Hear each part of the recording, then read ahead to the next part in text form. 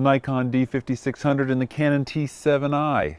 One of these is smaller, lighter, with better battery life and better image quality, and the other one I'd choose to walk out the door with most of the time.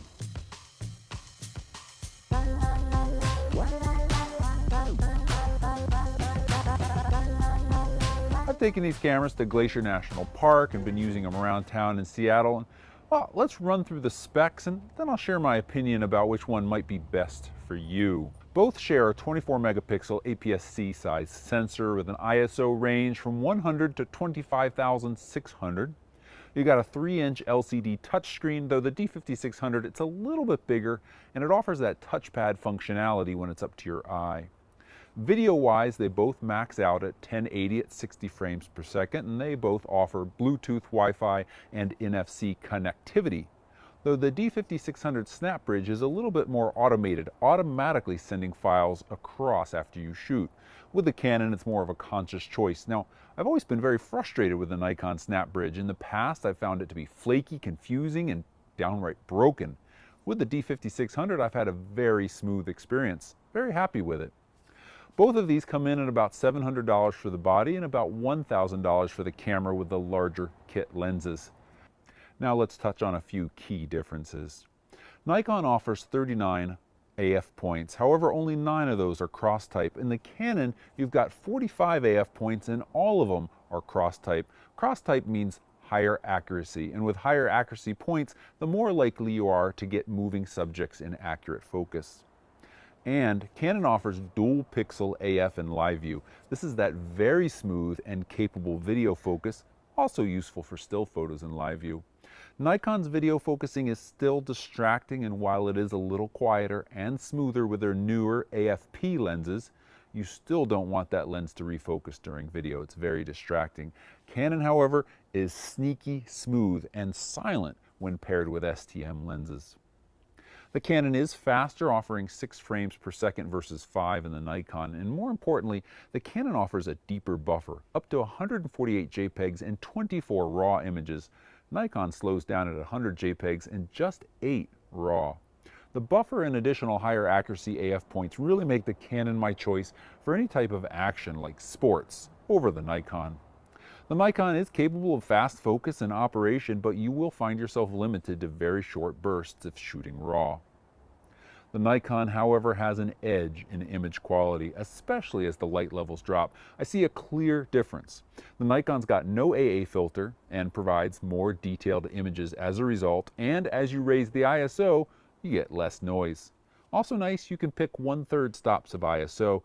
Canon, you're limited to full stops.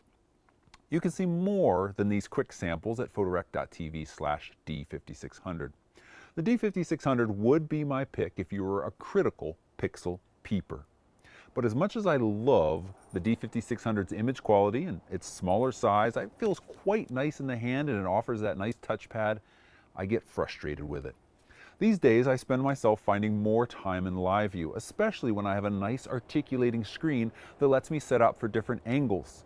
And if you happen to have manual video mode on, you're blocked from changing the aperture in manual mode in live view. And you can't select shutter speeds below 1/30th of a second. Now, there are some workarounds. The easiest is to switch to aperture priority or shutter speed priority, or turn off manual movie mode. But then, frustratingly, when you go to shoot a movie, you've got no idea what settings and no control, no matter which mode you're in. And one thing that the T7i does, and actually does just the same as every other camera I've tested, is offer exposure simulation. In manual mode, I would like to see the screen change to reflect my exposure, and Nikon only does that if you're in manual movie mode, even if you're shooting stills. And then now, once again, we're back to being blocked from changing the aperture. Now, these issues they're not deal breakers, but they certainly make the camera more frustrating for me. When I work with beginners teaching photography all over the world, being able to switch live to live view and get that easy feedback of your exposure before you take a photo is really useful, both for taking the photo and for learning what these changes do. Let's start to wrap this up. Reasons you might want to pick the Nikon D5600. You value small size, the slightly better image quality, especially in lower light, The additional features, like time-lapse, Canon only offers a movie lapse, so you can only get movies out of here. You can get still images from an interval setting inside. And that very nice, working well right now, automated snap bridge sharing. Reasons you might choose the Canon. Well, if video is important to you, the dual pixel autofocus is smooth and sneaky good. It's also my pick if you plan to photograph action or you want a straightforward manual control experience. And I'd like to just point out that there are some other great options out there in this price range. The Panasonic G85 is even smaller, especially when you start comparing lenses. That Micro Four Thirds system stays small even when you've got a few lenses in your bag, and it shoots beautifully stabilized 4K video.